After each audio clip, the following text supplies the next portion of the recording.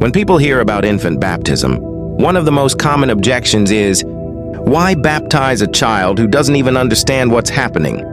Some even argue that baptism should be reserved until the person is old enough to decide for themselves. But the Catholic Church, from the time of the apostles, has always practiced infant baptism. And here's why. First, baptism is not just a symbol, it is a sacrament. It is the very doorway into the Christian life. Jesus himself said in John 3:5, "Unless one is born of water and spirit, he cannot enter the kingdom of God."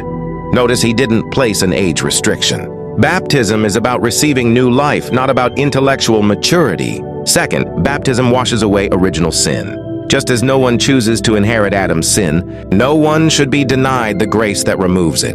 If you wouldn't wait to feed your child until they understood food, why wait to give them the bread of life? Baptism is spiritual nourishment, God's gift freely given. Third, the Bible supports the baptism of entire households. In Acts 16:15, Lydia's whole household was baptized. In Acts 16:33, the jailer's entire household was baptized that very night. Do you think these households excluded children? No. The early Christians understood that God's grace is for all. Fourth, faith is communal. In baptism, the parents and godparents speak for the child, pledging to raise them in the faith until the child can make that faith their own. Just like circumcision in the Old Testament, done.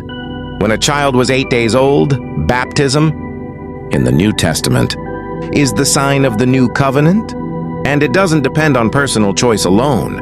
Finally, infant baptism shows us that salvation is pure gift. A baby cannot earn it, cannot even ask for it, yet God freely pours his love upon that child.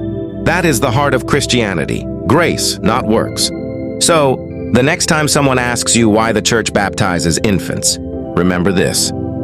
We do it because Christ commanded baptism for all, because children need the grace of God as much as adults, and because the church has always believed that no one is too young to be a child of God.